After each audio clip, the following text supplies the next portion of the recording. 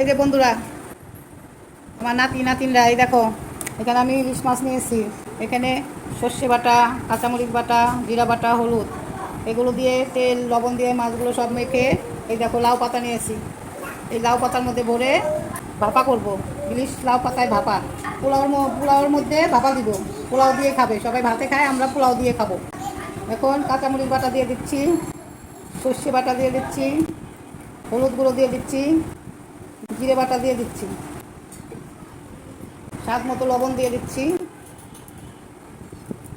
কিছুটা সর্ষের তেল দিয়ে দিচ্ছি।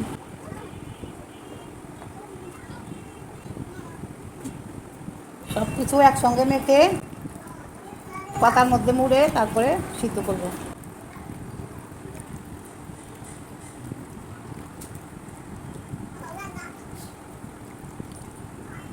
ভালো করে মেখে দিতে হবে। মেখে 10 মিনিট ঢেকে রেখে তারপরে পাতার মধ্যে মুড়াবো।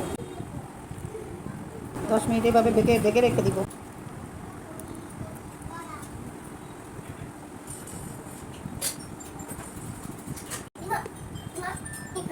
15-20 মিনিট হয়ে গেছে। এখন ঢাকাটা খুলে পাতাগুলোর মধ্যে ভরে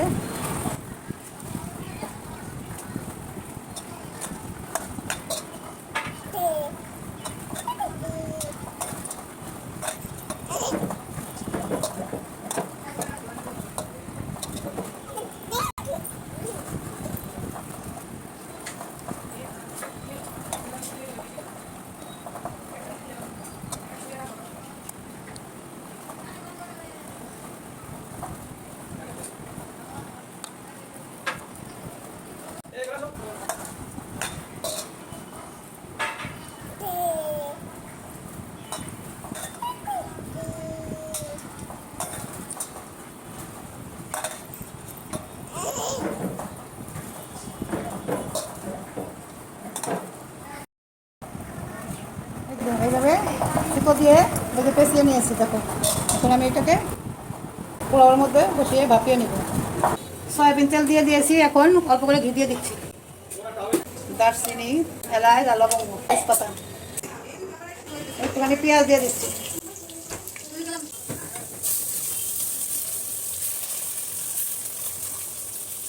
চালগুলো দিয়ে দিলাম।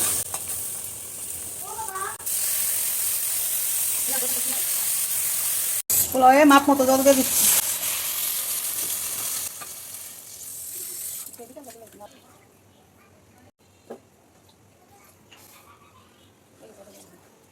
আদা বাটা দিয়ে দিচ্ছি পরিমাণ মতো। পোলাওর মধ্যে লবণ দিয়ে দিচ্ছি।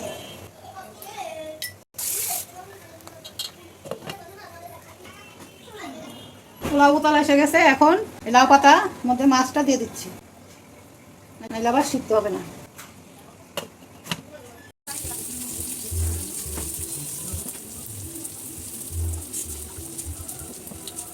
পোলাও রান্না হয়ে গেছে। যখন খাবো তখন আর কি ভাপাটা বাইর করে তখন দেখাবো।